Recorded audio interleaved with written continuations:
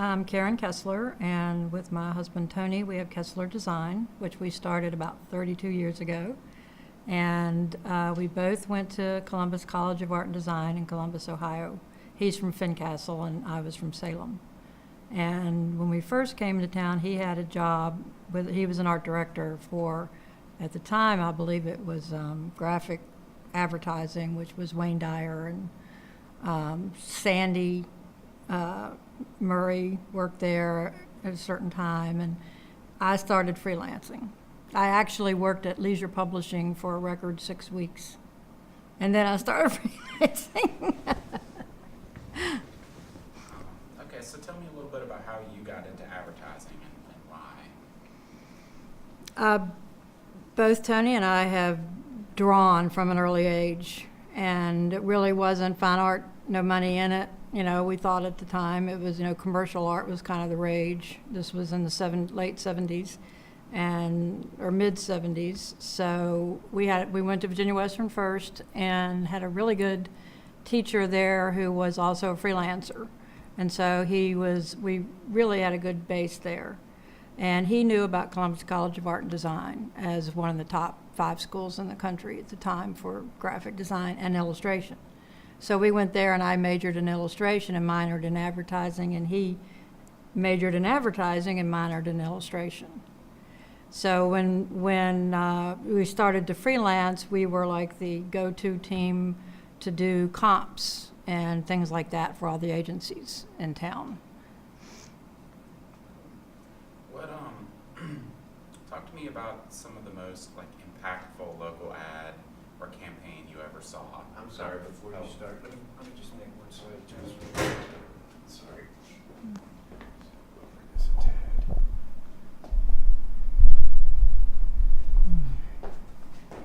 That thought. Still rolling and stand by. So you've obviously been in this market pretty much your whole career. Mhm. So what? Mhm. We're just trying to get people to talk about some of their favorite local campaigns that kind of came from Roanoke. Whether it's something that you worked on or something you saw or just something you remember as being a really big deal at the time. Oh boy, that's kind of tough. We worked on so many campaigns for so many agencies. We would go from one agency to the other. We worked on campaigns, of course, for a lot of banks, FNEB at the time, and we worked on a lot of stuff for Carillion. I guess I can't really remember any certain ones. We did a lot of things for the railroad at the time, and we were so much a part of all of the different little pieces of the campaigns and all the different agencies that it's pretty hard for me to pinpoint one. Who was your favorite agency or favorite creative director or art director that you like to work with? I think one of the best that was ever in Roanoke was Dave Purdom at it was Brand Edmonds at the time. He and Betsy Fustenberger, who was the copywriter, they were a team that won One Show Awards, and he could just do a thumbnail and give it to us, and he just was very creative. And he and Betsy were a great team, and that was the first team we were really exposed to. And I still think that he was one of the best. He ended up getting out of advertising after he left town and got out of advertising. But I think he and Betsy were one of the best teams. What about who was the most challenging person to work with that you without throwing anyone under the bus? Oh boy. Well, there was a couple of art directors that worked at agencies that would just not be real serious about things, or they would call me up, or one in particular who is no longer here, and I won't mention him by name, would say, "Hey baby, put your clothes on," when he called me, stuff like that. We never really had a problem. We worked with Sandy Murray a whole lot. We we always had a great team with her. We've never had a difficult time working with any agency. It just changed in that first we were a service to all the agencies, and then when computers came into all of the everywhere, everybody started doing their own in-house kind of stuff, and we were doing a lot of stuff for Edmunds Packet then, and also for Carillion, and it ended up for us as freelancers having to choose between, the agencies weren't using comps anymore. We were doing it all on the computer. So we had to reinvent ourselves and become a service to like Carillion and Lewis Gale and all these other companies that ended up sort of competing with the agencies when we never really wanted to do that. So we had to learn computer all on our own, and we had to start doing illustrations on the computer, and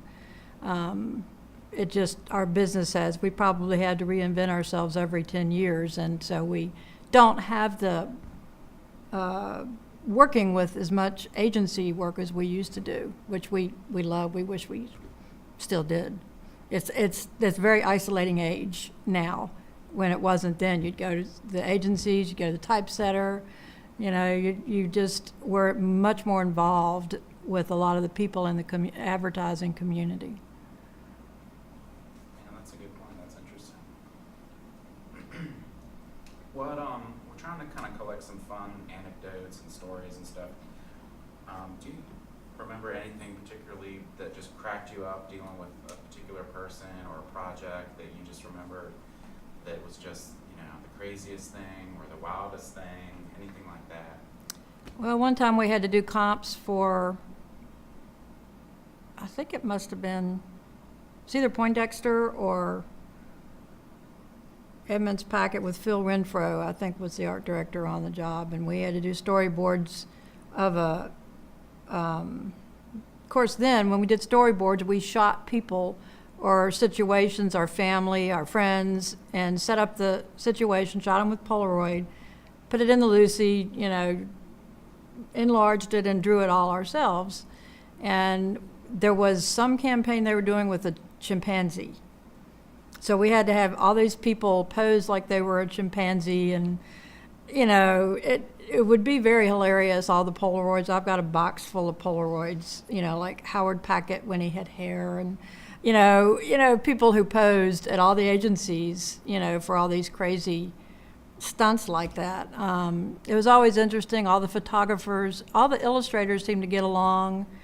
We were all friends. All the photographers were always at each other's throats. It seemed like, there would be parties where a couple of photographers might end up out on the sidewalk in a fight or something. Next day they're working together. I can't really, we loved the relationship with Howard and Sandy and everybody from Brand Edmunds, which became Edmunds Packet. I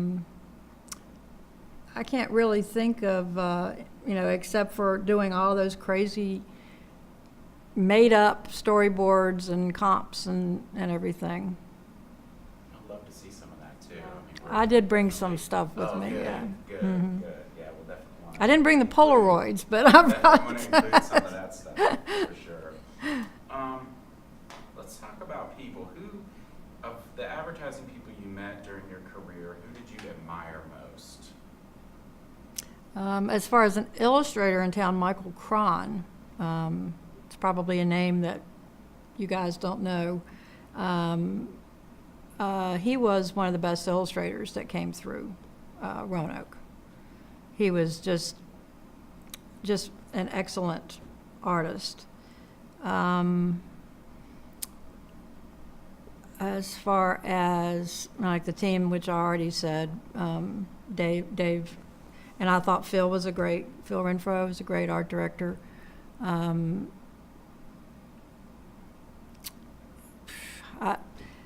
Mostly, it's all been,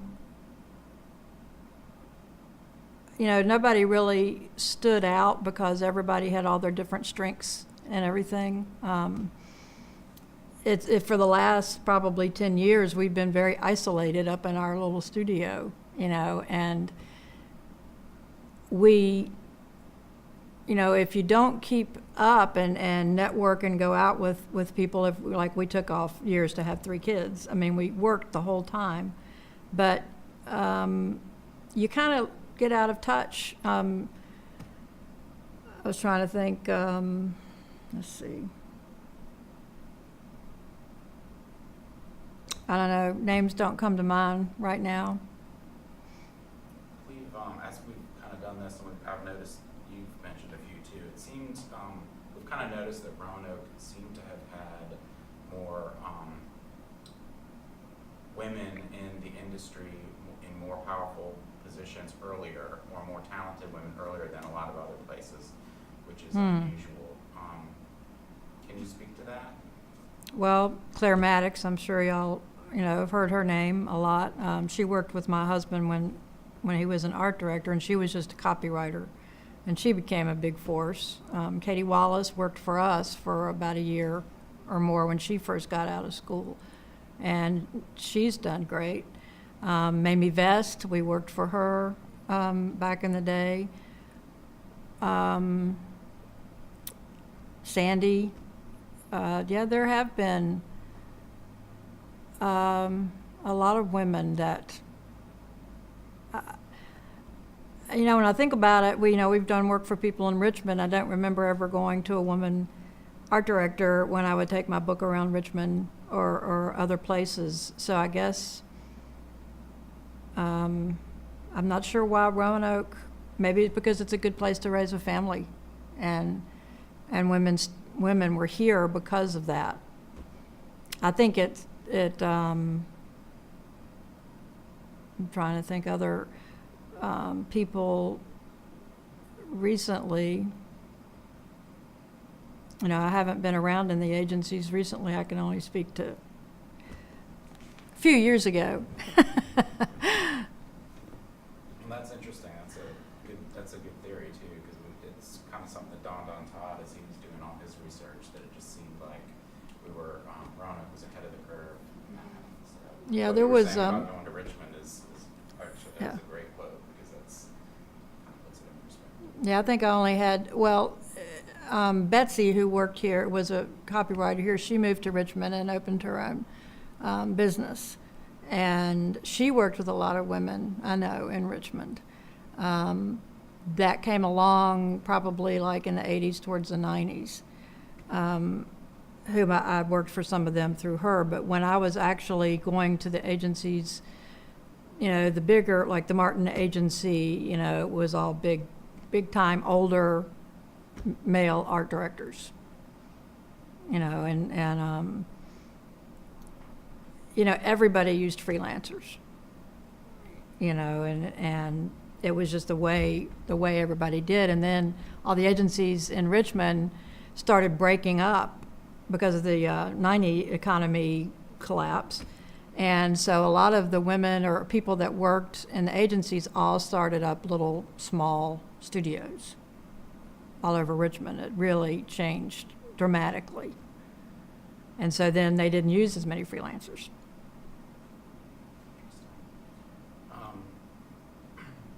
How do you think that the Roanoke Valley has benefited as a whole from the creative community, particularly in advertising? It seems like for a town our size, we definitely have a much bigger and more engaged, and always have a bigger and more engaged group of advertising and creative professionals. I don't know. I have always been, it always puzzled me why a lot of the larger corporations went out of town, Texas or somewhere else. City of Roanoke did it, Carillion did it. A lot of people did it to get their brand identities done elsewhere, when there was such a huge talent pool in Roanoke. And I'm not sure, we're from here, so that's why we came back, and we had family here, but at the time it was just a really exciting time to be in graphic design. and illustration, and you were respected because you were specialized in what you knew. And there was an acceptance. I mean, I started working freelance. You know, I just walked into an agency and they accepted me and gave me a job right away. You know, and I don't think you could do that now. You know, and it was just an acceptance and a kind of a creativity that kind of went around. And, you know, we would often work on a campaign for different agencies. We're all pitching the same campaign. And we would do comps for the same campaign for different agencies, you know, for this. And they knew that, you know, we would keep it to ourselves. And it was just, I don't know why. I think it's changed because the whole industry has changed now. You know, so now I think with Virginia Tech and all the digital, all the opportunities there, it's kind of migrating a little bit, but I think it's kept it young, you know, having the university there. And now it's a much younger field, you know, that people are going into. All the art directors are pretty young, you know, lots of different digital agencies that are coming up. You know, but Roanoke is, I've never felt like I needed to go to Atlanta or to New York or anything like that because I was able to be creative here. Everything sounding good? Yeah. I think That's why I took it. I mean, I think I've hit all the questions. Oh, go ahead. Oh, no, I had a couple, just from listening and what I Mhm. picked up. So I know you sort of touched on this, but I was hoping to get maybe a clip about it. Is there a specific reason other than that you're from Virginia that you came back to Roanoke, like possibly something within the industry, or what brought you back? Well, when we went to CCAD in Columbus, we loved the city. It was very conducive to freelancers because you'd go to the library and they'd actually have reference files for illustrators to go through and check out reference, you know, for illustrations and things like that. And we didn't have that here.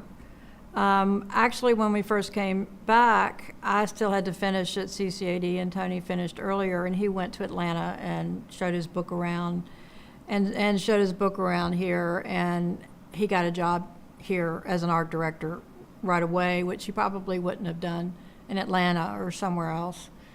And we just stayed. Probably family is why we stayed here. You know, his family was deeply rooted in Fincastle.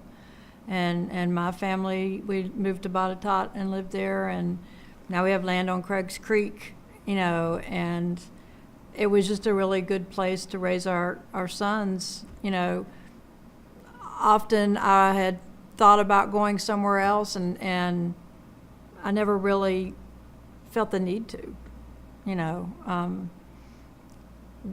We were able to be creative here, you know, for a very long time, doing what we did best. You know, things have changed, I have to say, in that we have to do everything digitally. You know, illustration is, it's funny, we're starting to do more illustration again now. People are coming back to us because our skills are so different than what most people coming into the market, what their skills are. It used to be when you started out as a graphic designer, it's because you'd already done art your whole life.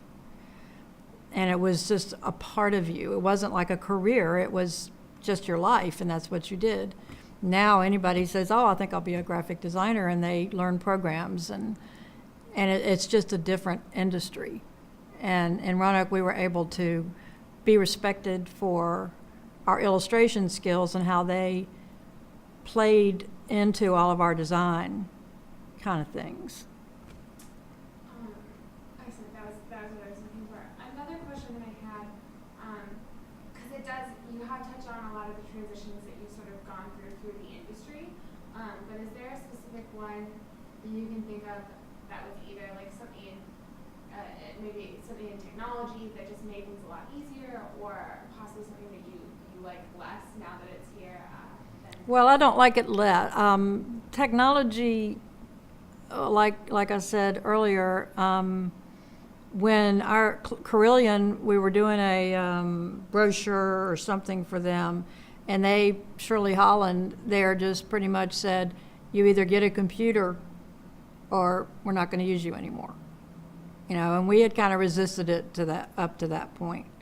And so we had to go out and get a computer, which we had to get on time. Our first Mac was Mac and a black and white scanner and a black and white printer was like $12,000. And as freelancers, we had to do that expense, buy all the software. That changed a whole lot for everything for us. Having to train ourselves. Tony had the brochure for them out in 2 weeks after we had a computer, in Quark Express, and, had it print ready.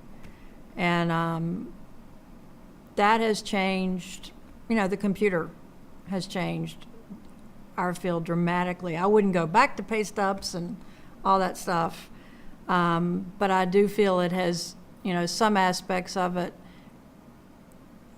it's all cookie cutter, it's all templates, it's all, I feel for the photographers who everybody just, it used to be we could shoot, we shot everything. We shot, anything that we were going to do for an ad or for, I used Greg Vaughn a whole lot. We would spend, a week shooting for a Carillion annual report we did for quite a few years. And now people just don't even, instead of coming up with a concept and shooting to that concept, now they just go find the photos on iStock Photo or something and get the design from what they can already get for cheap.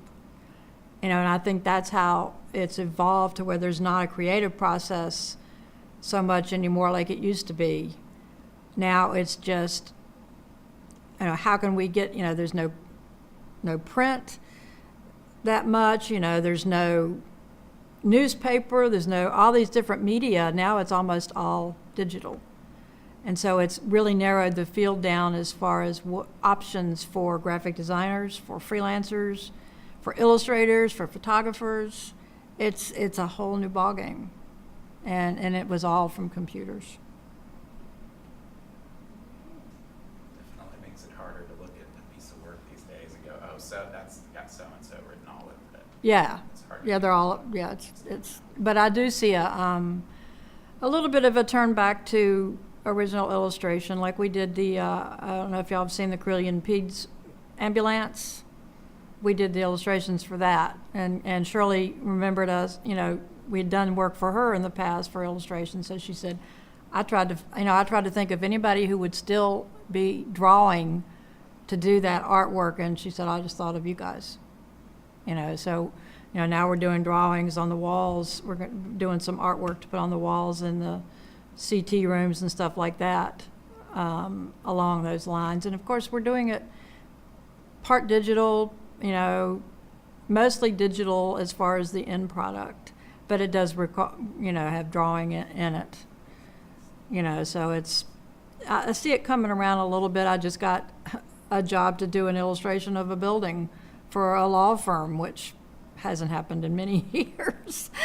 So we like to think that that our services are a little bit, that there's not really anybody like us in Roanoke.